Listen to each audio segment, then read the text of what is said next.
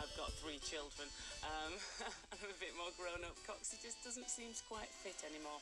So it's Sarah to you, thank you very much. I was born in Bolton, which is a beautiful part of the world, twinned with the Bahamas, would you believe? Hopefully you wouldn't, because it's not actually true.